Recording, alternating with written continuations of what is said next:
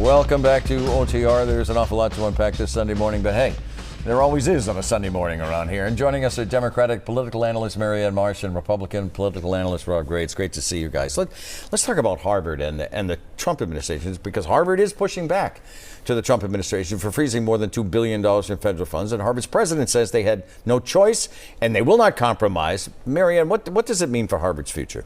Well, Harvard clearly made the decision that you can't put a price tag on democracy. This will cost them a lot of money. They will win in the end, but they're standing up on principles because education, free thought, opinions, the ability to speak your mind, study what you want to study, that's part of our democracy. And so everyone who has stood up to Trump has won.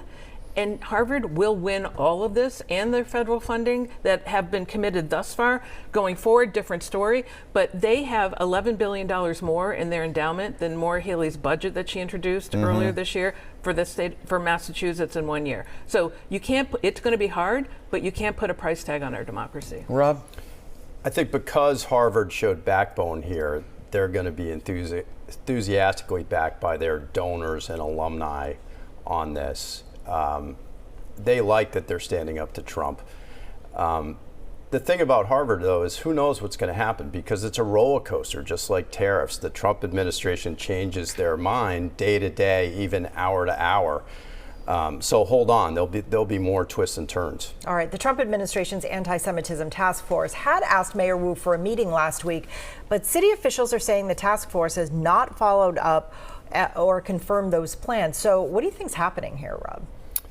I think it's just a temporary detente. They'll come back. I think both sides enjoy being in the fishbowl here, the Wu side and the Trump side fighting each other. It works for their own supporters. That's right. It fluffs up their bases, and so they like the political fight. What do you think, Marianne? Well, I mean, they met their match with Michelle Wu, and they know it. And that's number one. And number two, Trump is backing down from everybody and everything. Tariffs, China, Harvard, he's trying to get out of all of it now. And he's like the guy who sets the house on fire, realizes he's going to get burned, and then tries to put it out like every arsonist. So I don't think they're going to be here. Next item, Senator Ed Markey and Representative Jim McGovern and Ayanna Pressley traveled to Louisiana this week, and they met with the Tufts PhD student Ramesa Ozturk and Columbia graduate Mahmoud Khalil. And the detainees complained about a lack of medical care. They complained about the food. They complained about the religious accommodations. So, Rob, will this presence, will this kind of pressure actually result in results, release? I don't think so. I mean, listen, everybody should be treated humanely and fairly and according to the law. But if we talk about the politics of this, the Trump administration is on the right side of the politics of this. People with temporary immigration status speaking out against American interests, which is what these two are accused of, don't get a lot of sympathy with American voters. So I think politically, Trump's in the right place. That's not clear in the polls. And in every poll that's come out this past week, including immigration, the economy, job performance, all of that, Trump is like upside down. More than 70% of the people in this country say that he's not handling immigration right. And just because the politics might be right, which I disagree with, everybody in this country has a right to due process. And that's what this is really about. And look at the balance. If there is an objection, if someone speaks the way you don't like it, does it mean you end up in a prison in Louisiana? Well, Detained in Louisiana? I agree wholeheartedly on the due process part. And yes, and Trump has some exposure there. But overall on immigration, if you look at it, illegal immigration, voters think that Trump's doing the right thing. I would just say the fact that they went down, that brings attention to it, and everyone in Washington, member, House or Senate, they need to be doing more of this. Got it.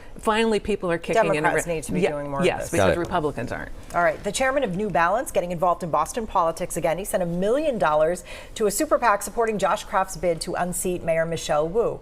Marianne, how much does this help Kraft? It doesn't. I mean, when you have a billionaire writing $1 million check to a super PAC for the son of a billionaire, that's not a good thing in Boston politics because it reminds everyone of Donald Trump and the billionaires. So if you're running for mayor of Boston, that's not a good place to be. Do you think it helps Kraft or not so much? I think it does help him. It's a very positive milestone. How is it spent? is what's going to matter. I mean, Kraft, Marianne Lysa, Kraft desperately needs some advertising to build his name ID, and maybe this will cause it to happen. A super PAC is also supporting Mayor Wu as well. She saw a hefty, the super PAC saw a hefty donation, $100,000 from 1199 SEIU, the union representing healthcare workers. How do you think the super PACs are going to influence this race? They do the dirty work. They run the negative ads that then give the candidates they support deniability to say it wasn't me, it was that super PAC. Marianne? And that super PAC that for Michelle Wu is made up of union members from SEIU who are healthcare workers versus the billionaires who are giving millions of dollars. Those Well, are there are union special dues interests. There are special interests, the unions. And small donations. She'll take that contrast every day. We have some sad news to share on OTR this morning. Congressman Jim McGovern's daughter has passed away. The family says that Molly died unexpectedly while visiting a friend and his family in Italy. She was battling a rare cancer. Her family says that she refused to let it slow her down. Molly had just finished a semester abroad in Australia. She was a student at Northeastern studying political science and government and was set to graduate soon. Molly was just 23 years old. And in a statement, look, that's a loving picture of the two of them. In a statement, the congressman says Molly radiated pure joy. She lit up every room with her beaming smile full of laughter, endless warmth, sharp wit that could disarm you in an instant. Far too young. What did you say, Charmin? Her life has just begun. She's just ready to introducing bloom herself out. to the world. Yeah. Yeah, Molly worked at Dewey Square as an intern. She was beloved, hardworking, often with a hockey bag in tow. Loved the Bruins. She was the first person in my inbox every morning with daily clips and events and all that. Jim McGovern, who was here last week, we were all in the green room with him. You know, I asked about Molly, and he said she's doing great. Everything's good. She's got a little coursework to do, and she's going to go work for the Bruins. And she loved the Bruins. So that was just last week. But today, we offer our condolences to Jim, Lisa, and Patrick. He was very proud. Deepest condolences to the family. sympathies. We'll be right back.